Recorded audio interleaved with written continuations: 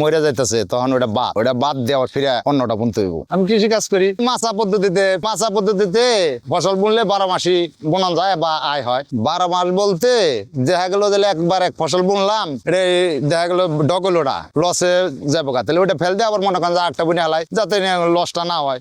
12 মাসের পরিকল্পনা হলো মাছাটা দিচ্ছি, এই দেওয়াই মনে করেন দিলে এই ফসল যে একটা তৈরি করে বুনলাম, বোনার পরে দেখা গেল এটা শেষ হয়ে যাবার ওই মাছাটা নষ্ট না করিয়া ওই মাছাটার মধ্যে আরেকটা ফসল দিমু, যাতে এটা 12 মাসই একটার পর একটা লাগান যায়। এখন বর্তমানে আছে লাউ আছে, ধুরমা আছে, কদর আছে, কহি আছে, চিন্তন আছে, শশা আছে, সব মাছার উপরে।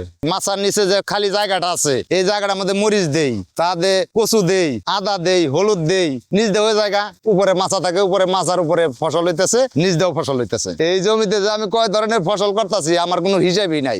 কাঁচামাল বলতে যা আছে আমি সবই চাষ করতেছি। এনে যেটি ফসল আছে সবচেয়ে বড় হলো আমার পেঁপে ক্ষেতের পরে জয় জাংলা যা আছে মাছার উপরে যেটা করি এটা হলো আমার বাড়তি। ওরা অনেক সময় মনে করেন যে গাছ আবহাওয়ার সাথে নষ্ট হয় আবার ভালো হয়ে যায়, যা চাষ করি সব রাসায়নিক সারের উপরে চাষ করি, এমনি অন্য কোনো পদ্ধতিতে সার নাই, অন্য কিছু দেও না। পোকা দমনের মধ্যে মনে করেন যে ওই যে তাবিজটা আছে ডিব্বার মধ্যে, যে তাবিজটা দিয়া যে ওটা মাছার সাথে বাঁধতে দিলে পোকা যায় ওটার ভিতরে যে জমে, কিছু পোকা যায় ওটার ভিতরে যে জমে যায়। আমি সব বাজারে বিক্রি করি পাইকারি। বর্ষার শেষে মনে করেন যে খাইয়া ঢাইয়া যা থাকে 2-4 লাখ যদি থাকে, যদি আল্লাহ দেয় এটাই অনেক। কত বছর থাকে 4-5 লাখ, আবার কত বছর দেওয়া যায় ক্ষতি যায়, আবার কত বছর চালান আহে, ওটা হিসাব করা যাবে না। কাঁচামালের ব্যবসা এটা হিসাব করা যাবে না। 1 বছর যদি মনে করেন 2 লাখ ব্যবসা হলো, আরেক বছর দেওয়া যায় চালান এলো, আবার আরেক বছর দেওয়া গেলো 1 লাখ ক্ষতি গেলো, ওইটা হিসাব করা যাবে না। ওটা করা যাবে না। বাজারে নিলে পাতা ফসল কি দামে বিক্রি হবে ওটা করা যাবে না, ওটা চিন্তা করা যাবে না। চিন্তা ভাবনা একটাই থাকবো যে আজকে বাজার যা থাকবো তাই বিক্রি হইব। গাছে পোকামাকড় ধরলে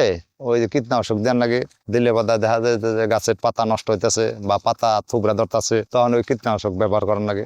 ঘটনা হলো আমরা তো কৃষক, যেমন পাতার রং দেখলে আমরা বুঝতে পারি যে এটাতে এই সমস্যাটা হইতেছে, এই কীটনাশকটা ব্যবহার করতে হবে। ওই গাছের সমস্যা বুঝা এই যে কোনো কীটনাশকের যারা দরকার ওটাই ব্যবহার করি।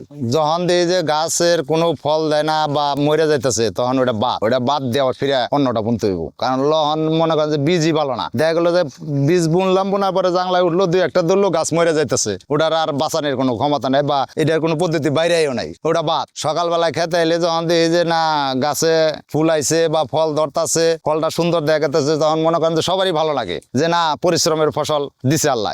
নতুন যদি কেউ আসতে চায় আমি যেভাবে করি মাছা পদ্ধতিতে সবাই বলে দেবো যে আমি যেভাবে করি তোমরা ওইভাবে করো।